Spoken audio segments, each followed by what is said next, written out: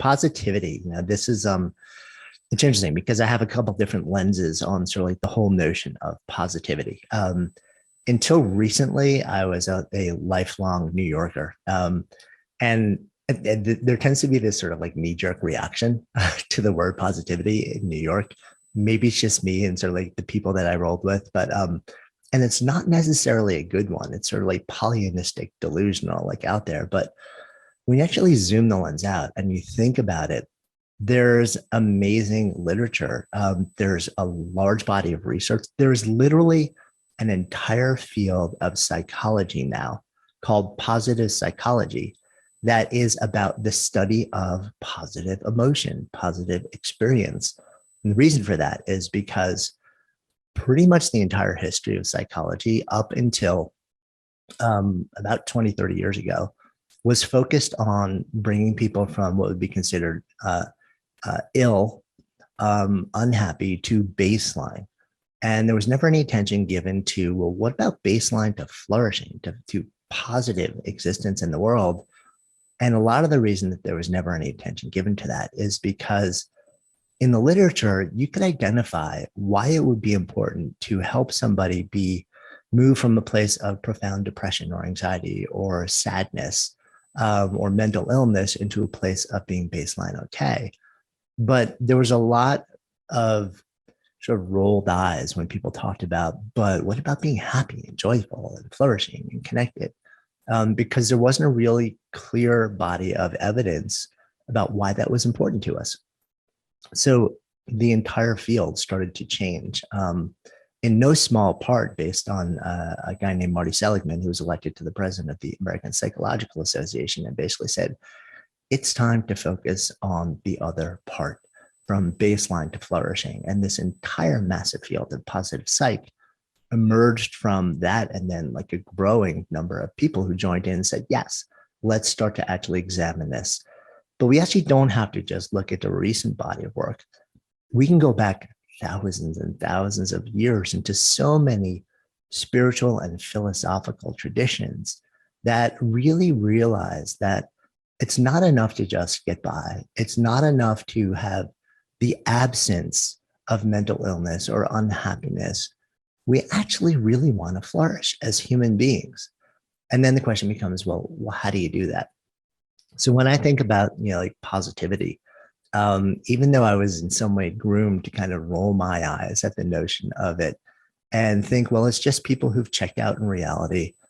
I think maybe as a grown-up, as I've moved through challenging moments in life, as I've gone really deep into research and really deep into philosophical and spiritual practice and history and traditions and researching those as well, I've started to really realize how critically important it is for us to acknowledge the importance of positive emotion, positive experience, positive feeling in our lives, and equip ourselves with skills and practices that when we feel ourselves sort of going off into the negativity domain, like going off the rails, more than is actually constructive. And I'll talk to you about that in just a few minutes, that we do actually have the ability to recognize when it's happening and then pull ourselves back onto a more constructive, a healthier, more flourishing oriented track.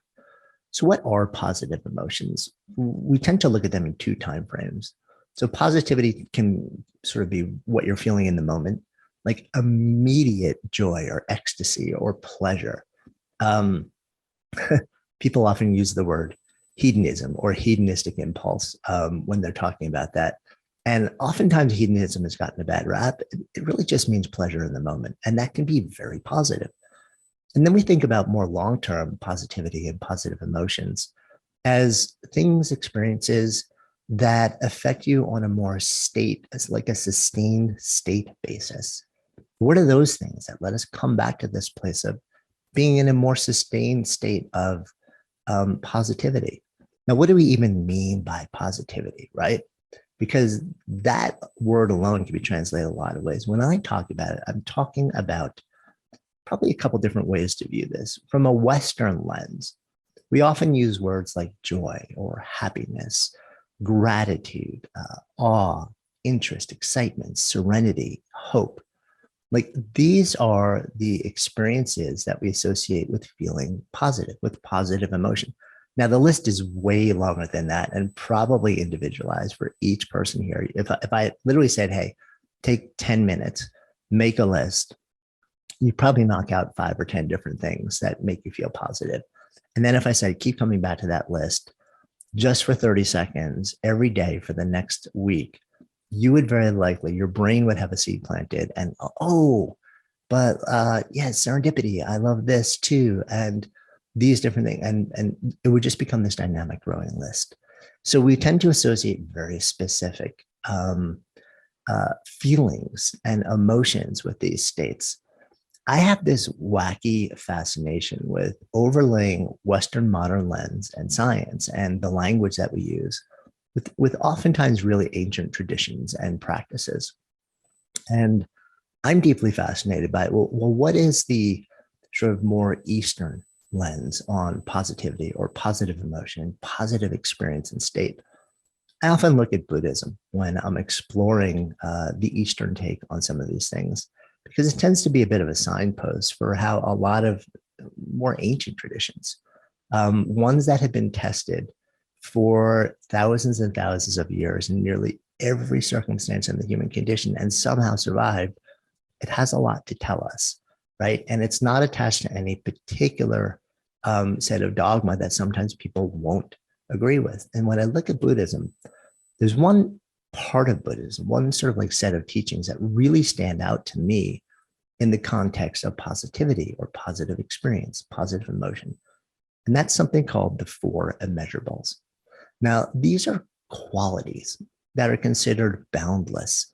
These are sort of like qualities of existence, qualities of being, states, emotional states that are considered to be boundless, meaning there's no limitation on them. And so there's an abundance built around this. You know, like there's no sort of like, oh, I've got my fill and there's nothing left. And there are also things where they're not considered, well, you know, you sort of, you tap out and you don't need anymore. These are things that just enhance life in all shapes, all forms. So what are these four immeasurables? Well, one of them is what's known as appreciative joy. And I think I've actually talked about this one in past sessions here on Growth Day with you.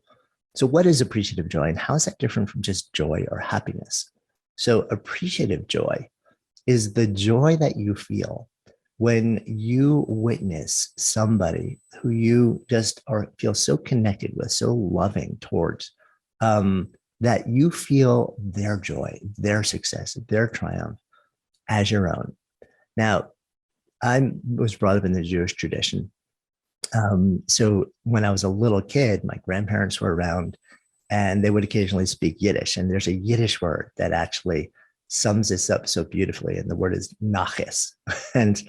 And that is the feeling. And it comes, I think, very often from like the feeling that a grandparent gets when they see their child or their grandchild, you know, work, toil, and then somehow break through and succeed and accomplish something that is really meaningful to them. And they literally feel that joy as if it's their own. So it's this transfer joy where you actually experience a deeply positive state based purely on the feelings that you have for others and watching them flourish and feel their own sense of joy. This can be your day for personal growth. This can be that day you committed to and you remember and you go, that was the day I got myself a community. I got better coaches. I committed to making my life the absolute best that I could. This is that day. Make today your growth day. Click the button on this page and sign up right now.